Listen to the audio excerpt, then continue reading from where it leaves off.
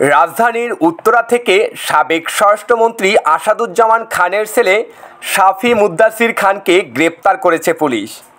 বিষয়টি নিশ্চিত করেন ঢাকা জেলার পুলিশ সুপার আহমেদ মুহিত।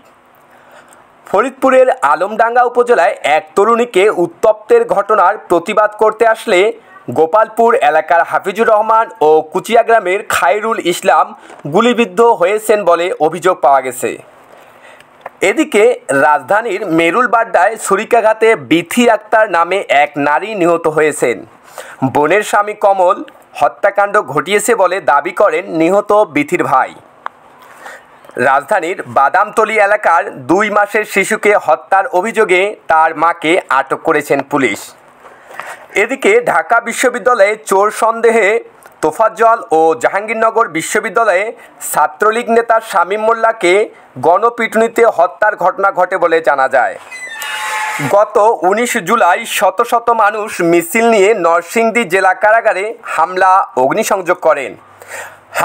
অগ্নিসংযোগের পর নরসিংদী কারাগার হতে পালানোদের মধ্যে এখনও 909 জন ধরা পড়েনি।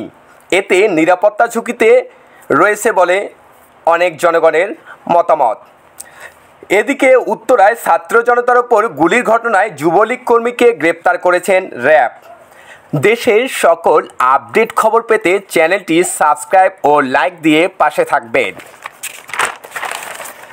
এদিকে শাহজাহানপুর থানার ভারপ্রাপ্ত কর্মকর্তা মোহাম্মদ খায়রুল ইসলাম বলেন, সামাজিক যোগাযোগ মাধ্যমে আসামি সোয়াইবুর রহমান ও সজীব সরকার উস্কানিমূলক বক্তব্য প্রচার করেন। এই 2 পুলিশ সদস্য ইতিমধ্যে গ্রেপ্তার হয়েছেন। আরও গ্রেপ্তার হয়েছেন ছাত্র আন্দোলনে গুলিবর্ষণকারী জহিরুল ইসলাম। কুমিল্লার দাউদকান্দি এলাকা থেকে এই জহিরুল ইসলামকে গ্রেপ্তার করা হয় বলে জানা যায়।